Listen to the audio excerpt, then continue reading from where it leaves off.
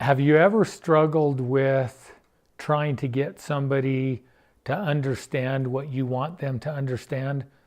Well, today we're going to talk about how to teach other people, and specifically how to teach them what you know.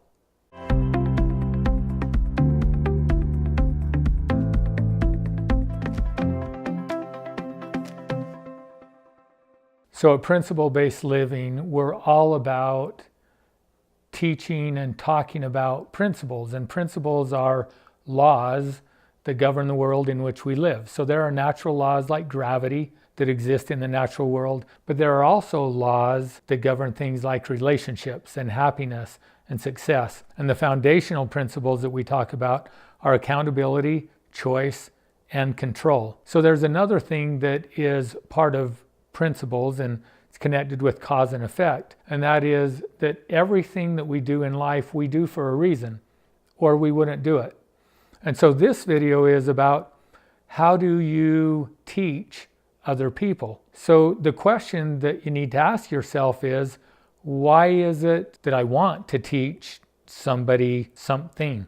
Now, this question came from another viewer who asked, once you understand principles, how can you teach them to other people? Because a lot of people, once they know and understand this, they get excited and they want other people to know and understand it. And so they will go out and try to teach family and friends. And oftentimes they meet with resistance. So let me ask the question again. What is the reason that I want to teach other people what I know? Now, I may be wanting to teach them because I think it will benefit them, but it also may be that I want to teach it to them because if they knew what I know, then they would begin to behave differently. And then I don't need to change because they're doing the change. So it could be that if I look at this from a principle-based perspective, so why is it I'm doing what I'm doing or trying to accomplish what I'm doing? It may be that the reason that I want to teach these principles or teach this information to someone else is because what I'm really trying to do is to change them or to control them. And that isn't possible. And in fact, what will happen if our intent is to change the other person, that individual will pick up on the true intent behind our behavior. And the message that we will be sending them is that the way that they are is not okay. And we want them to change and to be something different. Now think about in your own life when somebody tells you that what you're doing is wrong or that you need to change something up. How do you typically respond to that? Well, most of the time we resist because we want to be okay. So if somebody's telling us that we're not okay, we're more likely to hang on to the way that we are just to prove that we are okay. So when we are trying to teach these principles to others, we need to make sure that the intent behind our behavior is principle-based. Because if we're trying to violate a principle, we're actually going to invite more of what we don't want into our life and into our relationship. So then how can we teach other people what we know? Well, we know this, that change only occurs when a person wants to change. So we need to create an environment or a relationship with them to where they want to change. And people change for two basic reasons, either to get something that they don't have or to get out of a place that they're in that they don't like, pleasure or pain. So I want to feel better than where I am right now. I want something different than what I have right now.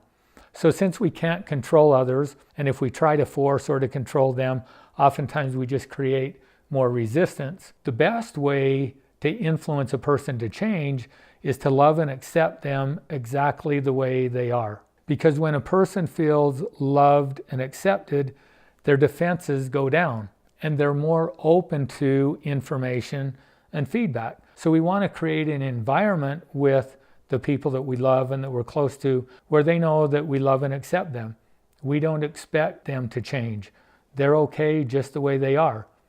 Now this is good practice for ourselves as well, because oftentimes we're very hard on ourselves and we don't love and accept ourselves. The truth is we're all imperfect and we're all in process of becoming. So as we work on being more patient with ourselves, we can be more patient with others, creating an environment where they're more willing to look at themselves. And then if we are living by principles, there should be changes occurring in our life. If you're beginning to understand what these principles are and you're beginning to apply them in your life, you should be experiencing some change. Your level of happiness should be increasing. The control that you feel over your life should be increasing.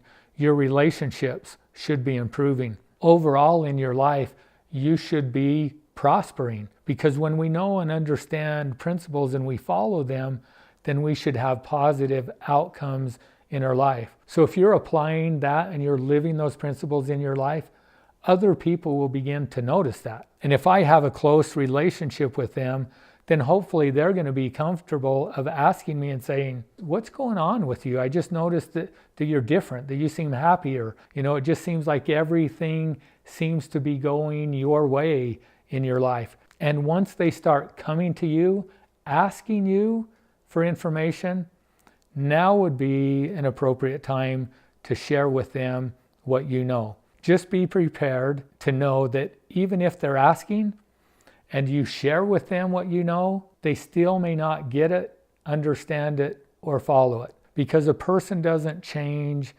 until they're ready to change. And if I'm in a place in my life where, because of my beliefs, I don't really understand how what I'm doing is creating my life the way that it is, I think it's the result of something else, then if somebody tells me that the solution is me changing myself, probably not going to see it.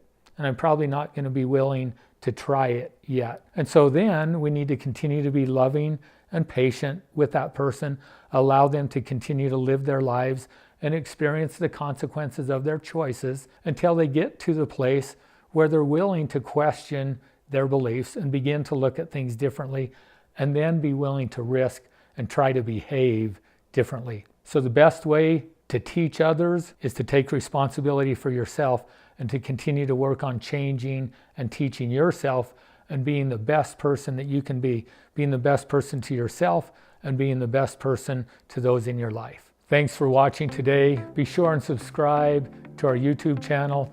Visit our website at principlebasedliving.com. And if you're watching this on LinkedIn, make sure you follow me here.